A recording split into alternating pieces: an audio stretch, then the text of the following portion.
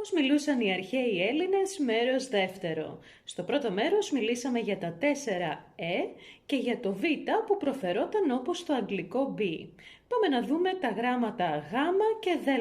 Την προφορά τους υποδεικνύει ο τρόπος με τον οποίο αλόγλωσσοι, εν προκειμένου οι Ρωμαίοι, έγραφαν τις λέξεις που δανείζονταν από την αρχαία ελληνική γλώσσα. Για παράδειγμα, οι Ρωμαίοι δανείστηκαν τη λέξη γραμματική και την έγραψαν ακριβώς όπως την άκουγαν, διότι στα αρχαία ελληνικά το γάμα προφερόταν ως γκου. Να πω στο σημείο αυτό πως όταν οι αρχαίοι Έλληνες έγραφαν το ίδιο σύμφωνο 2 φορές, δεν το έκαναν για να φαίνεται η λέξη πιο όμορφη, αλλά γιατί πρόφεραν 2 φορές το ίδιο σύμφωνο.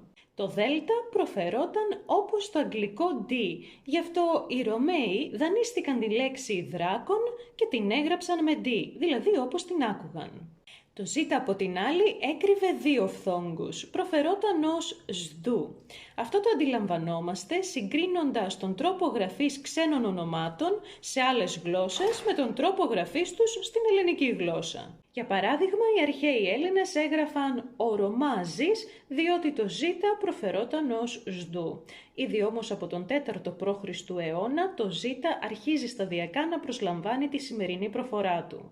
Το επόμενο γράμμα ήταν το δίγαμμα, το οποίο προφερόταν όπως το σημερινό β ή σαν ένα πολύ σύντομο ου. Από την κλασική εποχή όμως, το δίγαμμα έπαψε να χρησιμοποιείται στις περισσότερες ελληνικές διαλέκτους. Θα σταματήσω εδώ, θα ακολουθήσουν όμως 2 ακόμη πιο ενδιαφέροντα βίντεο για την προφορά των αρχαίων Ελλήνων. Μέχρι τότε θέλω να μου πεις στα σχόλια εάν σου άρεσε το σημερινό βίντεο και εάν τα γνώρισες όλα αυτά.